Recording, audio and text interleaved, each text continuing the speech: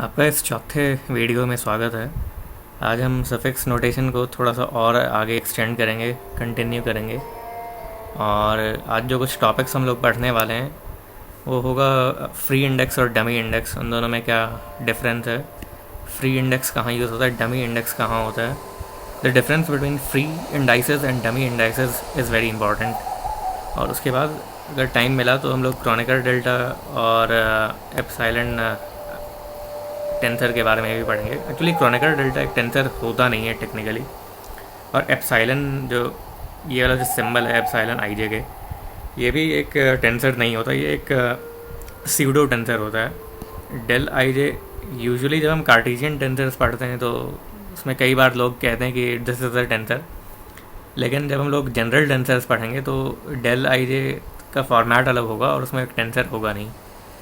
अभी आप घबराइए मत, अगर आपको ये सारी चीज़ें नई लग रही हैं तो अभी 2 मिनट में सारा कुछ क्लियर हो जाएगा। तो सबसे पहले हम लोग देखते हैं कि जो सफिक्स नोटेशन होता है उसमें हमने देखा कि स्केलर को, जो एक रैंक 0 टेंसर होता है, उसको फाई से डिनोट कर सकते हैं, या फिर साई से डिनोट कर सकते हैं, या फिर किसी भी चीज़ से कर सकते हैं जिसमें इंडेक्स ना हो, जिसमें कोई सबस्क्रिप्ट या सुपरस्क्रिप्ट ना हो। जो वेक्टर होता है उसमें एक सबस्क्रिप्ट या सुपरस्क्रिप्ट ज़रूर होता है। जनरली कार्टेशियन टेंसर्स पढ़ते समय हम वेक्टर में जब भी लिखेंगे ए तो नीचे एक सबस्क्रिप्ट आएगा, ए आई एक वेक्टर हो गया, बी जे एक वेक्टर हो गया, सी के एक वेक्टर हो गया, वगैरह वगैरह। Basically vector is a rank 1 tensor, और इसमें सिर्फ रैंक 1 यानी सिर्फ एक इंडेक्स आएगा इसमें। जो रैंक 2 टेंसर है, जिसको कुछ लोग डायड कहते हैं कार्टेशियन स्पेस में, सब लोग नहीं कहते, बहुत कम लोग कहते हैं डायड, उसको डिनोट कैसे करेंगे, जैसे A is a rank 2 tensor, इसमें 2 इंडेक्स लगेंगे। जनरली मैं नीचे लिखूँगा जब भी कार्टेशियन टेंसर्स पढ़ते समय। उसी तरीके से बी एक रैंक 2 टेंसर हो गया, इसमें 2 इंडेक्स आ जाएंगे, अल्फ़ा बीटा। सी एक रैंक 2 टेंसर हो गया, इसमें आ गया डेल्टा गामा, ऐसे करके सो ऑन। बेसिकली जितने इंडेक्सेस होंगे उतनी रैंक होगी अभी के लिए। लेकिन अभी ध्यान रहा जाए, और मैं फिर से बोलूँगा, मैंने अभी तक आपको फॉर्मल डेफिनेशन नहीं बताया किसी भी आर्बिट्ररी टेंसर का, किसी भी आर्बिट्ररी स्पेस में with respect to any transformation. मैंने अभी तक आपको बताया नहीं कि टेंसर का एक्चुअल डेफिनेशन क्या होता है। तो एक रैंक 1 टेंसर है ए आई, वो उसमें क्या करेंगे कि उसके 3 कंपोनेंट्स होंगे। A1 रैंक मतलब 3 डायमेंशंस में 3 कंपोनेंट्स होंगे, A1 A2 और A3। अगर 4 डायमेंशन में होता, वैसे कार्टेशियन स्पेस तो 3 डायमेंशन का होता है, लेकिन हाइपोथेटिकली अगर 4 डायमेंशन का होता तो A1 A2 A3 A4, या फिर A0 A1 A2 A3 होता। मैं जनरली A0 रिलेटिविटी में A1 A2 और A3 वाला रिलेटिविटी 4 डायमेंशनल होता है, तो मैं इस टाइप का नोटेशन मैं हमेशा प्रेफर करता हूँ। उसी तरीके से जो स्केलर हो जाएगा, जैसे कि मास m एक स्केलर हो गया, इसका कोई कंपोनेंट नहीं होता। मास अपने में एक पूरा होल नंबर है, it doesn't have to be fragmented into components. A vector has to be written in terms of components, a scalar does not. Scalar अपने आप में ही सफिशिएंट होता है अपने को प्रूव करने के लिए। नेक्स्ट जो है एक रैंक 2 टेंसर। रैंक 2 टेंसर को बेसिकली एक मैट्रिक्स फॉर्म में हम लोग लिखते हैं। अनफॉर्चुनेटली क्या होता है, matrix is not a rank 2 tensor, क्योंकि मैट्रिक्स का एक इन्वर्स होता है। रैंक 2 टेंसर के इन्वर्स का कोई मतलब नहीं है। Thinking about an inverse of rank 2 tensor makes no sense, but rank inverse of a matrix, square matrix, it makes some sense. तो ए आई जे जो है, इसको हम जब लिखेंगे तो ये A1 1 A1 2 A1 3 A2 1 A2 2 A2 3 A3 1 A3 2 A3 3, ये 9 कंपोनेंट्स हो जाएंगे रैंक 2 टेंसर के, जो इसको हम एक मैट्रिक्स फॉर्मेट में लिखते हैं जनरली। हमेशा नहीं, लेकिन ये इसके कुछ एडवांटेजेस होते हैं। ये 1 1 जो है वो बेसिकली एक नंबर हो गया, और 1 J जो है वो बेसिकली एक वेक्टर हो गया, क्योंकि आपने एक इंडेक्स को फ्रीज कर दिया। J कैन बी एनीथिंग, लेकिन 1 जो है यहाँ पे फ्रीज हो गया है। 1 1 A 1 2 A 1 3, कुछ भी हो सकता है।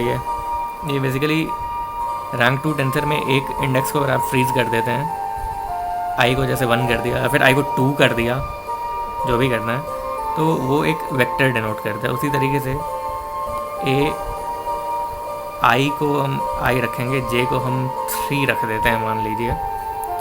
तो बेसिकली ये जो है वो क्या रिप्रेजेंट करता है, ए 1 3 ए 2 3 ए 3 3, इसे डिनोट करता है। इसलिए कभी भी रैंक 2 टेंसर के एक कंपोनेंट को अगर फ्रीज कर देंगे तो इट बिकम्स रैंक 1 टेंसर। इसके बारे में हम और ज़्यादा पढ़ेंगे थोड़े दिन बाकी आगे के लेसन्स में। अब ए आई जे जो है, इसमें A11 क्या हो जाएगा, इसमें अगर आप देख के बताएं तो 2 हो जाएगा, अगर आप ध्यान से लिखेंगे तो 1 3 इसमें -1 हो जाएगा। 8 2 3 इसमें 7 हो जाएगा। 8 3 3 इसमें 6 हो जाएगा। और अब ये आई जे के जो है एक रैंक 3 टेंसर है, क्योंकि इसमें 3 कंपोनेंट्स हैं। इसमें बहुत सारे कंपोनेंट्स होंगे, इसमें 3 कंपोनेंट्स हैं, इसमें 3 एंडाइसेस हैं। इसके जो कंपोनेंट्स हैं बहुत सारे हैं, A11 A112 A113 A222 A232 so on A333। इसमें एक्चुअली 27 कंपोनेंट्स होंगे। तो नंबर ऑफ़ कंपोनेंट्स जो हम कैलकुलेट करते हैं वो डिपेंड करता है डायमेंशनैलिटी पे और रैंक पे। एक D डायमेंशन के स्पेस में एक R रैंक के टेंसर्स की D⁻R कंपोनेंट्स होते हैं। हम इसके कुछ एग्जांपल्स अभी देखते हैं। जैसे रैंक 0 टेंसर है, इसमें D जो है डायमेंशन अगर 3 हो, D⁻R, R यानी रैंक क्या है उसका, R0 है रैंक 0 टेंसर का, यानी स्केलर का रैंक 0 होता है, तो इसका सिर्फ एक कंपोनेंट होता है। लेकिन एक वेक्टर का, vector is tensor of rank 1, इसका जो रैंक है 1 होता है, तो 3 डायमेंशंस में इसके 3 कंपोनेंट होंगे। एक रैंक 2 टेंसर का 3 डायमेंशंस में 9 कंपोनेंट्स होंगे। उसी तरीके से एक रैंक 3 टेंसर का 3 डायमेंशन में 27 कंपोनेंट्स होंगे।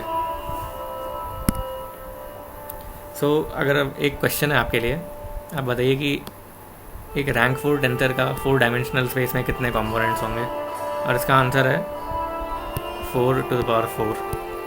आई थिंक इसको ये 256 होता है, कैलकुलेशन कर लीजिएगा आप खुद। तो अब डमी इंडेक्स और फ्री इंडेक्स पे आते हैं। ये काफ़ी इंटरेस्टिंग सवाल है। अगर मैं आपको एक टेंसर इक्वेशन दूँ या फिर टेंसर एक्सप्रेशन दूँ, CIDJ, तो I जो है ये एक फ्री इंडेक्स है, J भी एक फ्री इंडेक्स है। लेकिन अगर मैं आपको एक दूसरा एक्सप्रेशन दूँ, फॉर एग्ज़ाम्पल CIDIEJ,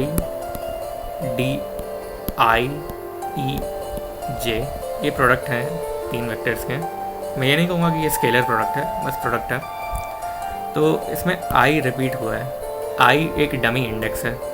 अगर आप इसको CIDIEJ को अगर आप C के D के EJ रख दें तो इसमें और इसमें कोई डिफरेंस नहीं होगा। इसमें I एक डमी इंडेक्स है, डमी इंडेक्स को आपने दूसरा लेवल दे दिया, J छोड़ के। J एक फ्री इंडेक्स है, यहाँ पे आपने I को K से रिप्लेस कर दिया, तो इस एक्सप्रेशन और इस एक्सप्रेशन में फ़र्क नहीं पड़ेगा। इसके बारे में हम और देखेंगे आगे वाले वीडियोस में, जब हम आइंस्टाइन समेशन कन्वेंशन पढ़ें। अभी के लिए आप ये समझ लीजिए, डमी इंडेक्स जो है वो रिपीट होता है और ये सब्सटीट्यूटेबल होता है। फ्री इंडेक्स जो है वो सिर्फ एक ही बार आता है। A dummy index never occurs more than twice, never less than twice. A free index never occurs more than once, ये आपको याद रखना पड़ेगा, ये वाला रूल। तो जैसे कि अगर मैं एक एक्सप्रेशन देता हूँ आपको, if C I J K equals A I into B J into D K, ये टेंसोरियली करेक्ट इक्वेशन है। ये जब हम लोग कोशेंट थ्योरम पढ़ेंगे तो आपको पता चलेगा कि ये टेंसोरियल करेक्ट क्यों है।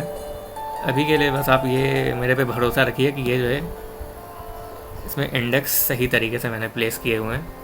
तो इसमें आई जो है वो भी एक फ्री इंडेक्स है, जे भी फ्री इंडेक्स है, के भी फ्री इंडेक्स है। लेकिन मान लीजिए एक डॉट प्रोडक्ट लेता हूँ मैं दो नंबर्स का, जो एक स्केलर हो जाएगा। दो वेक्टर्स का अगर डॉट प्रोडक्ट लिया जाए वो एक स्केलर होता है।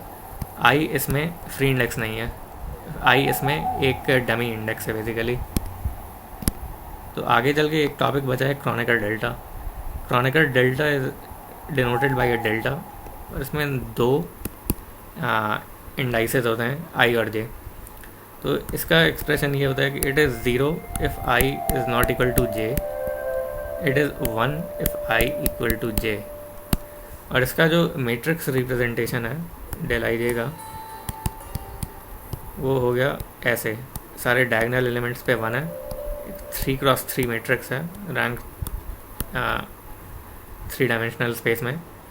इसमें del 1 1 equals del 2 2 equals del 3 3, तीनों के तीनों इसमें वन होते हैं। डेल 1 1 1 हो गया, डेल 2 2 1 हो गया, डेल 3 3 1 हो गया। लेकिन अगर आप देखा जाए तो डेल आई जे, इसको हम ऐसे लिखते हैं 1 1 1 0 0 0 0 0 0। तो इसमें जो भी डेल 2 1 है, I is not equal to J, is equal to del 2 3 equals del 1 3 equals del 3 1 equals del, और क्या क्या बच गया है,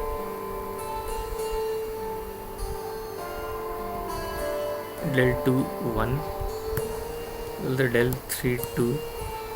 ये सारे के सारे ज़ीरो होते हैं, जो भी ऑफ डायगोनल एलिमेंट्स है सारे के सारे ज़ीरो हैं। क्रॉनिकर डेल्टा एक्चुअली कार्टेशियन टेंसर्स पढ़ते समय आपको बताया जाएगा इट्स अ टेंसर, और अपने तरीके में वो बात भी सही होगी। लेकिन जब आप जनरल टेंसर्स पढ़ेंगे तो एक नीचे होता है, एक ऊपर होता है। ये एक तरीका होता है क्रॉनिकर डेल्टा को डिनोट करने का। ये मेट्रिक से कनेक्टेड होता है।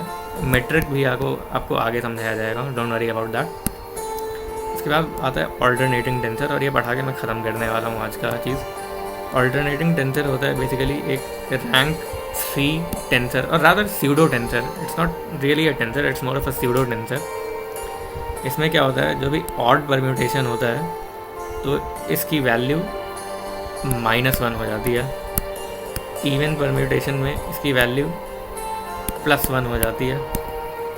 और रिपीटेड इंडाइसेस के केस में क्या होता है, इसकी वैल्यू 0 हो जाती है। तो या तो फिर इसका वैल्यू +1 होगा, या फिर -1 होगा, या फिर 0 होगा। 3 ऑप्शन हैं आपके पास, कौन सा कब होगा आगे देखते हैं। फॉर एग्ज़ाम्पल, अगर ये एक पैटर्न है,